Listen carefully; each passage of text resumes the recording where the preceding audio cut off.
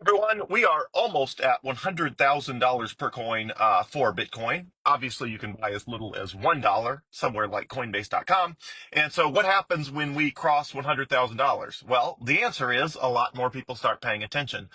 What typically happens is media outlets, news organizations are looking for some sort of trigger to write a story. And obviously, they could just write a story about, hey, Bitcoin's up 50%, but that's not nearly as it doesn't feel to them as newsworthy as saying Bitcoin crosses $100,000 per coin.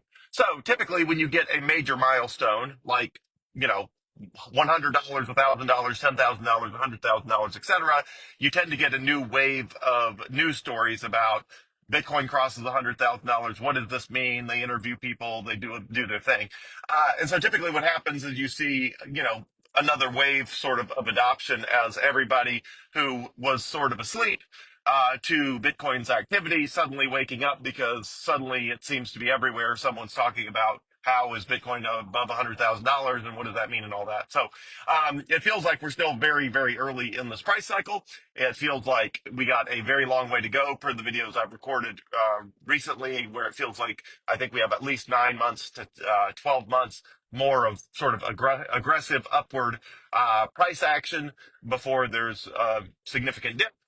So everything seems like it's perfectly on track. Also, a judge in China ruled today that Bitcoin is legal for Chinese citizens to hold. China has always had sort of an on again, off again relationship with Bitcoin.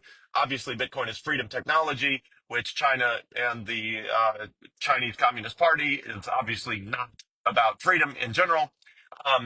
The hardest sort of crackdown on Bitcoin of the least favorable environment was probably 2021, and since then, for the last 3.5 years, the last 3.5 years, it's slowly been sort of easing up. Still, a lot of Bitcoin mining happens in China, even though it's technically illegal to do that, and even though businesses are not allowed to engage in Bitcoin activity. Judges have regularly ruled that Bitcoin is legal for Chinese citizens to own.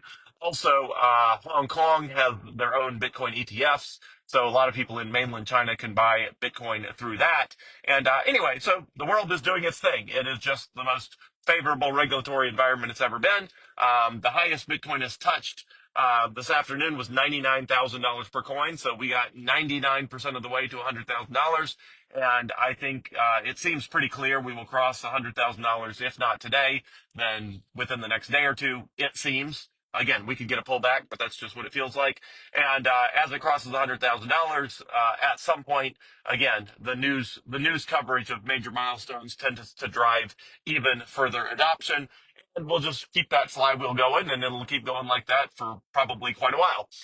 So keep the questions coming if you got them. Would love to hear any thoughts anyone has about anything. I am here to serve.